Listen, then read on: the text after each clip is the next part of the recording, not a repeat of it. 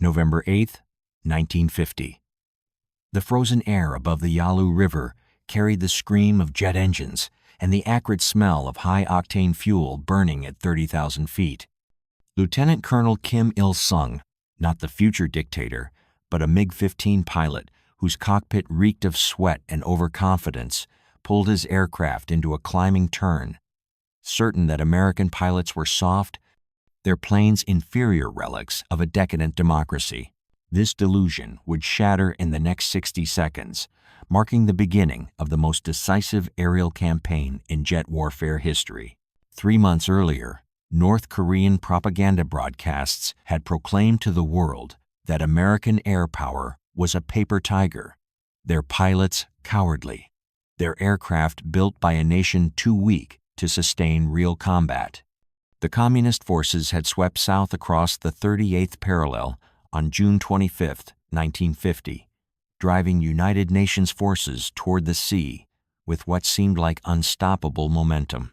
Their Soviet-supplied equipment had crushed South Korean resistance, and Chinese volunteers were massing beyond the Yalu River, ready to overwhelm the capitalist invaders.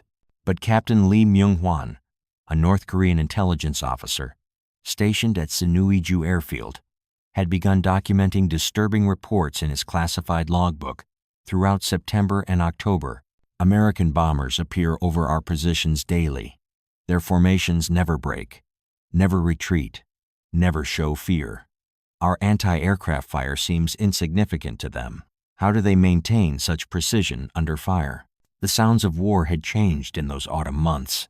Where once North Korean forces heard only the distant rumble of propeller-driven aircraft, now the high-pitched whine of jet engines pierced the Korean sky. The smell of cordite from ground battles mixed with the metallic tang of aircraft fuel, while the texture of war itself transformed from the familiar rhythms of infantry combat to something faster, more technological, more terrifying. American B-29 superfortresses had been methodically destroying North Korean infrastructure since July, but the real psychological blow came with the daily fighter sweeps. Republic F-84 Thunderjets roamed freely over North Korean airspace, their pilots radioing casual observations about enemy movements, as if touring a peaceful countryside. The arrogance was infuriating. Then came October, and everything changed. Soviet-built MiG-15 fighters began appearing at airfields north of the Yalu River. Sleek, swept-wing interceptors capable of 650 miles per hour, armed with two 23mm cannons and a single 37mm gun. The aircraft represented the pinnacle of Soviet aeronautical engineering, and North Korean pilots believed they finally possessed the tools to sweep American aircraft from Korean skies. Today, we received our first briefing on the MiG-15, wrote Senior Lieutenant Park Nam-il in his personal diary. The specifications are impressive. This aircraft can outclimb any American fighter. Our instructors, Soviet pilots with combat experience, assure us that American pilots lack discipline, that their aircraft are heavy and clumsy. Victory is certain. The first MiG patrols over northwestern Korea in early November seemed to confirm these assessments. American bomber formations, previously untouchable, began taking losses. F-80 Shooting Stars, the primary American fighter, proved inferior to the MiG-15 in almost every performance category. North Korean pilots scored their first victories, shooting down several American aircraft and forcing others to retreat south of the Chongchon River. But the Americans were analyzing, adapting, preparing.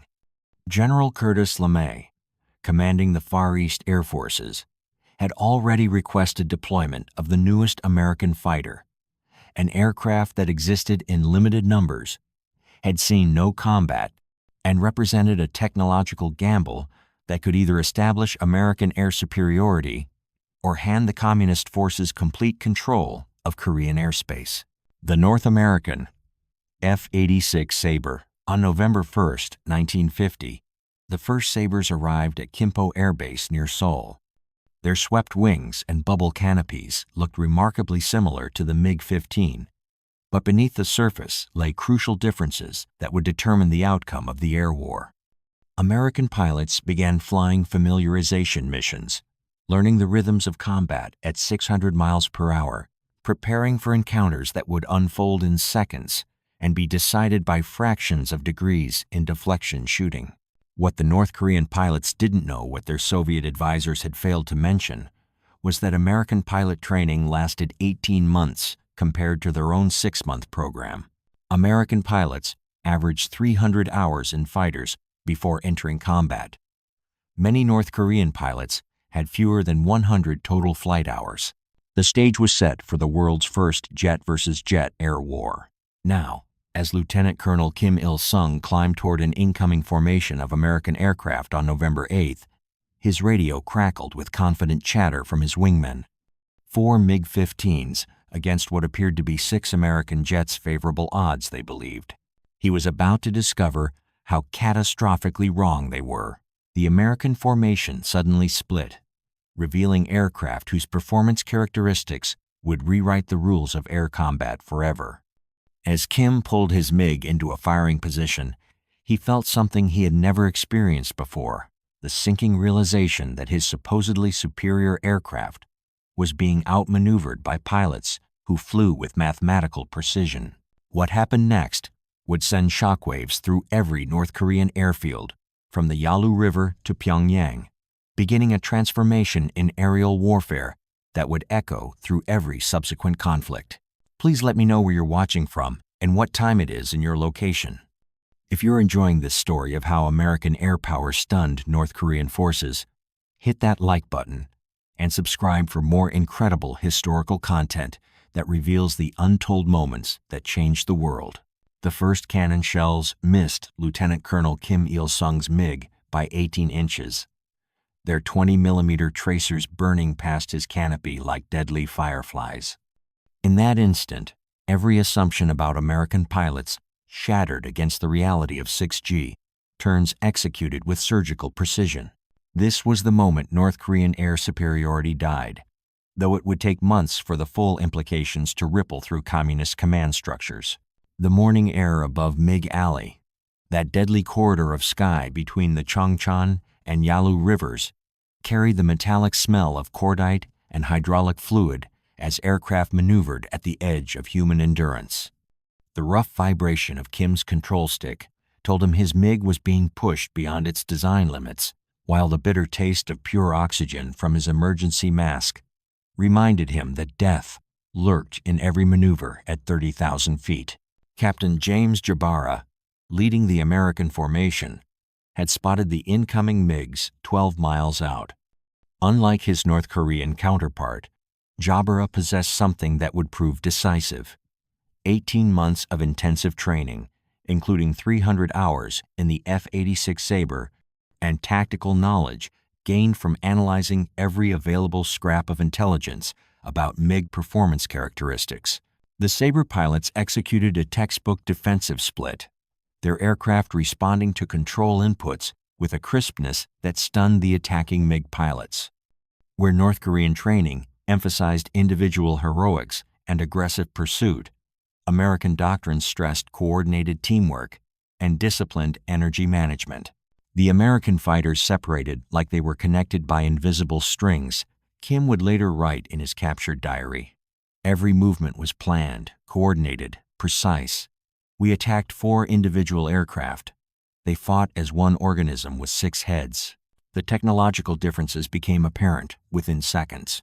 While Soviet propaganda had claimed the MiG-15 possessed superior performance, the reality proved more complex. The MiG could outclimb the Sabre and had a higher service ceiling, but the American aircraft possessed crucial advantages in dive speed, roll rate, and most importantly, pilot visibility. The Sabre's bubble canopy provided 360-degree vision, while the MiG's framed canopy created deadly blind spots.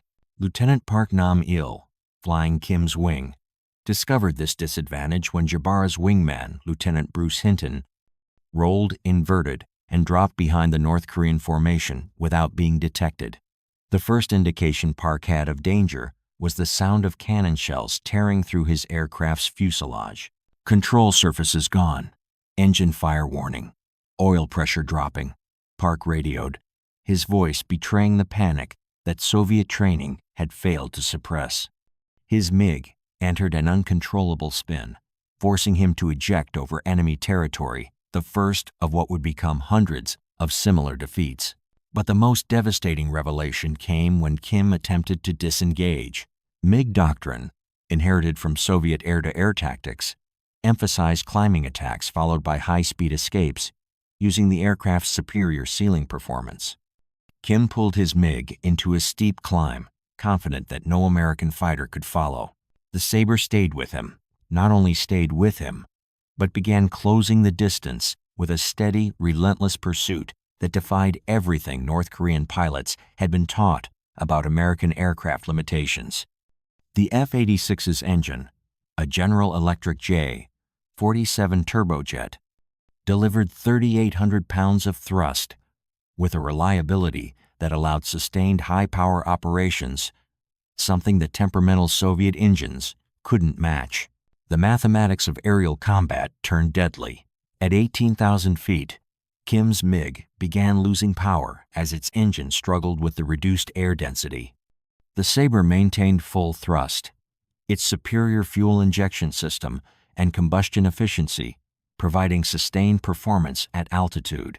Jabara closed to firing range and triggered a 2-second burst that sent cannon shells through the MiG's wing route. Kim's aircraft shuddered, hydraulic fluid streaming from multiple hits, but remained flyable. He managed to reach the sanctuary of Chinese airspace, where American pilots were forbidden to pursue a political restriction that would save hundreds of communist pilots over the coming months. The engagement lasted 4 minutes and 37 seconds. In that brief span, American pilots had shot down 2 MiGs and damaged 2 others while suffering no losses themselves. More importantly, they had demonstrated tactical and technological superiority that would psychologically devastate North Korean air operations. "We returned to base in silence," Kim wrote. "What could we say? Our superior aircraft had been defeated by supposedly inferior Americans. Our tactics, proven in Soviet training, had failed completely. Worse, the Americans had fought with a discipline and coordination that exposed our own inadequacies." Word of the defeat spread through North Korean air bases with the speed of wildfire.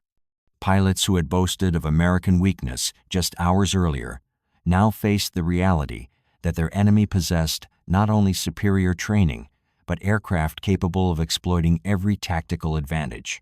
The psychological impact proved as damaging as the material losses.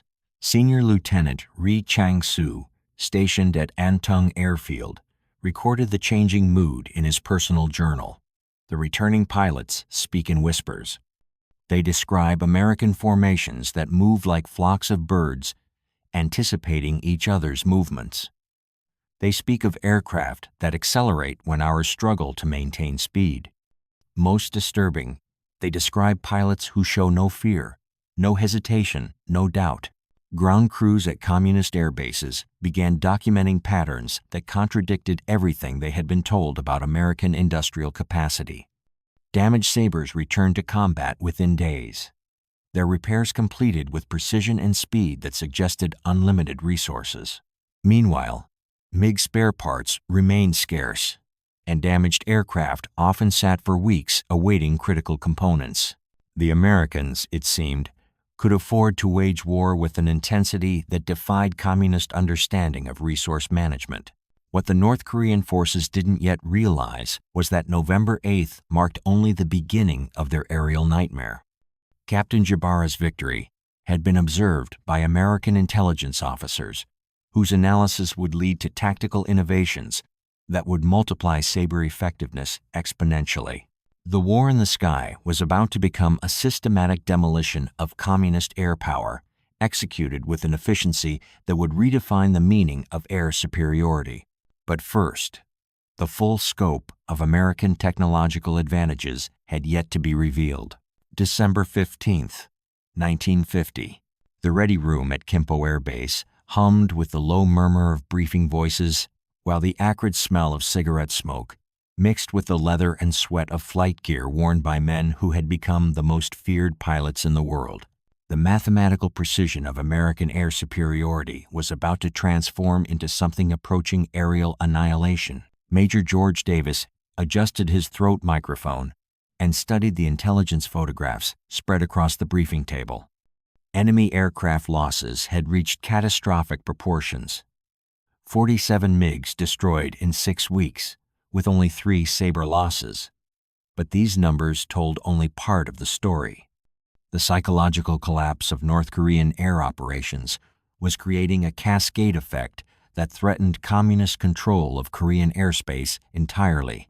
The transformation had begun immediately after the November 8th engagement.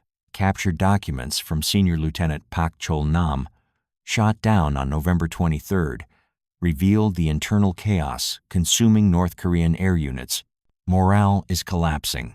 Pilots refuse missions. Those who fly return with tales of American aircraft that seem to anticipate our every move. Our tactics, developed by Soviet experts, prove useless against Americans who fight like machines, precise, coordinated, relentless.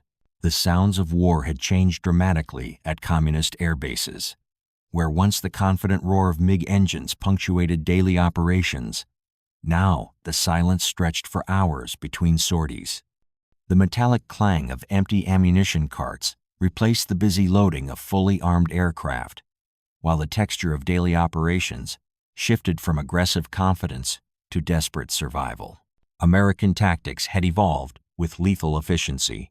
The original defensive formations had given way to offensive sweeps, train-busting missions that prowled deep into North Korean airspace, hunting MiGs with systematic thoroughness. Sabre pilots perfected the Fluid 4 formation, a tactical innovation that allowed 2 pairs of fighters to support each other while maintaining the flexibility to exploit any opening in enemy formations.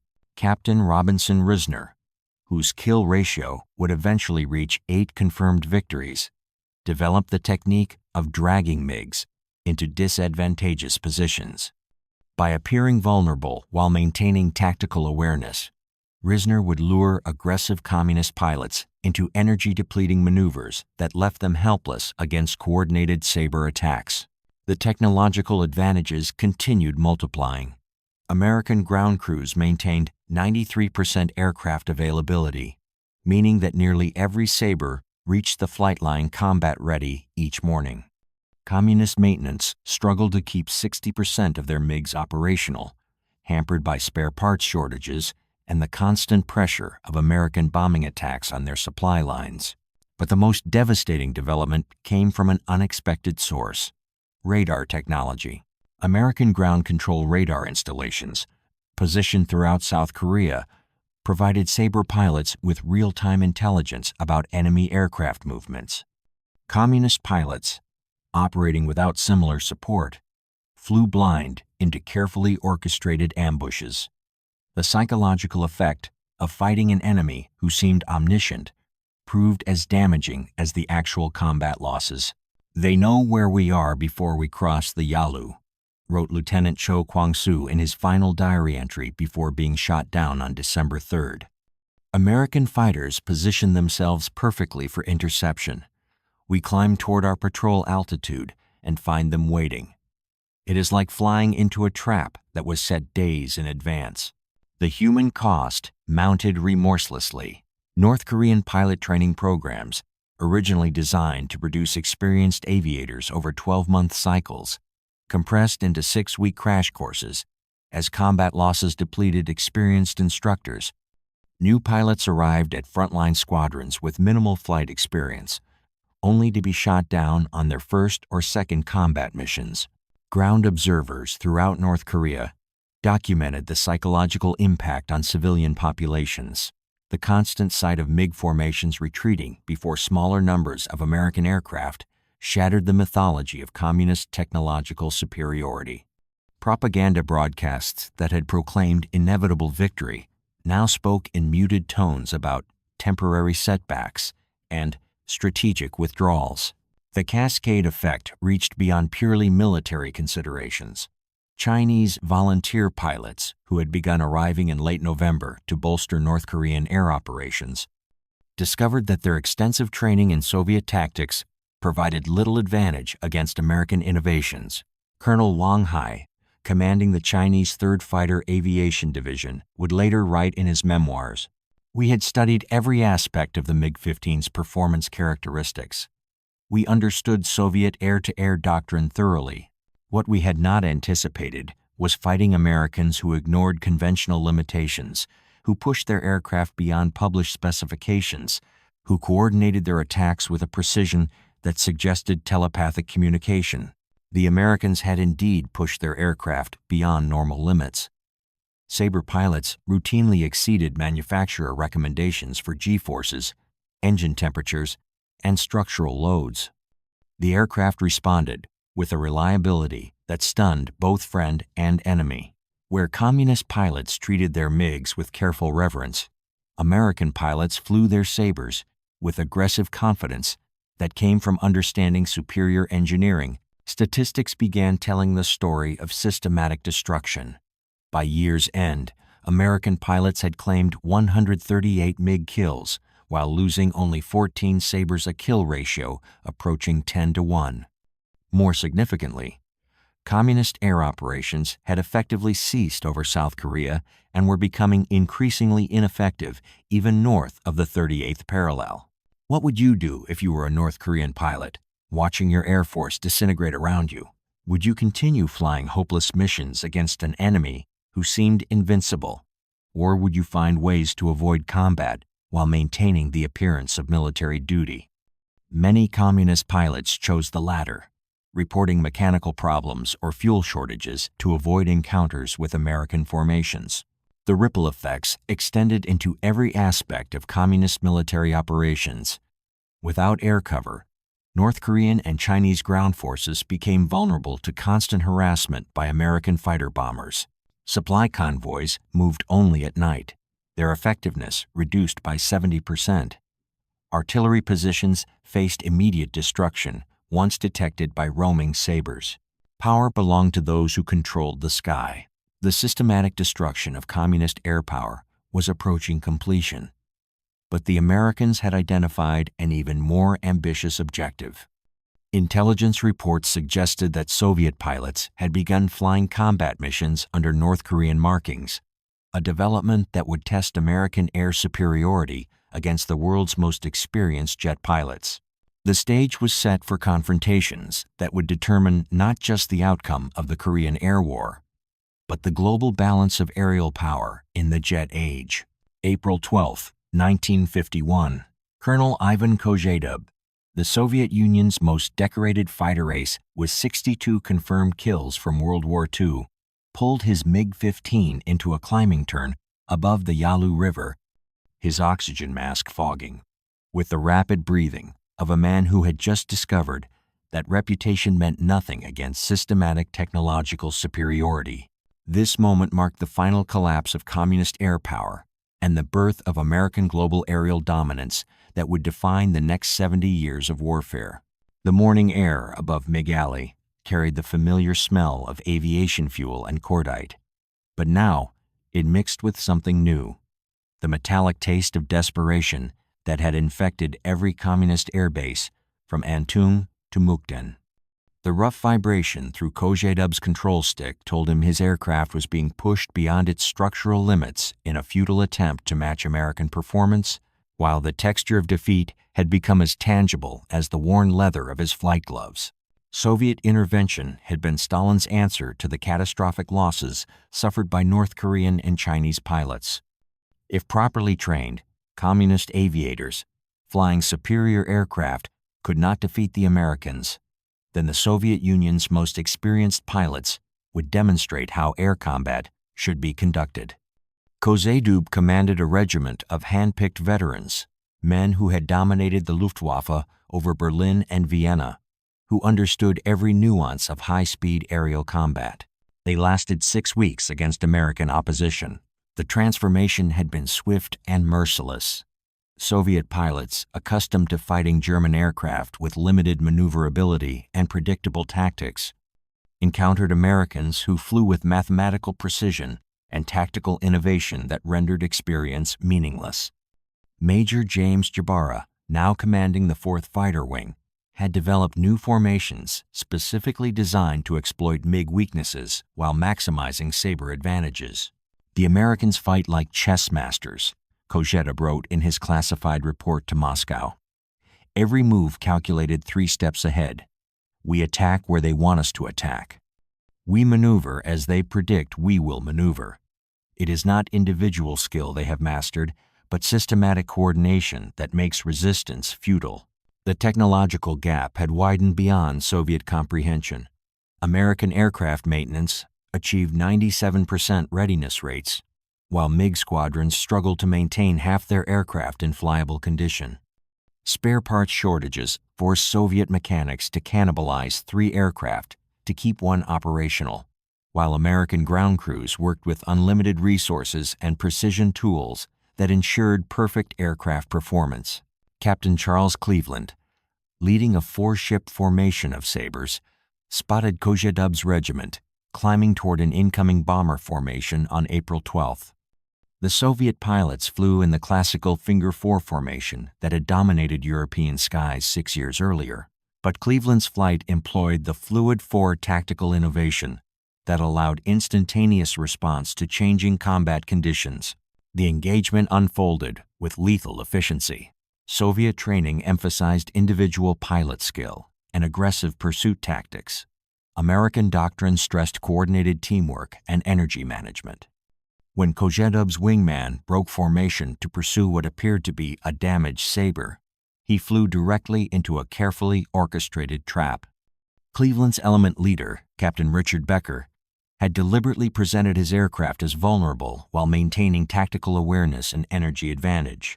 The Soviet pilot found himself isolated, his aircraft's superior climb rate negated by precise American positioning that forced him into energy-depleting turns. Becker's cannon burst lasted 2.3 seconds and sent 20mm shells through the MiG's engine compartment, transforming the Soviet Union's newest fighter into a falling torch of aluminum and aviation fuel. Kojetab attempted to support his wingman, but discovered that his legendary combat instincts provided no advantage against American pilots who fought with computer-like precision. The Sabre formation maintained perfect mutual support while executing maneuvers that pushed their aircraft to structural limits.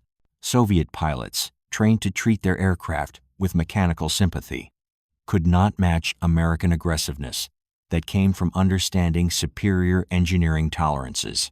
Their aircraft performed beyond published specifications, reported Major Dmitry Oskin, one of the few Soviet pilots to survive multiple encounters. Engine power that should fade at altitude remains constant.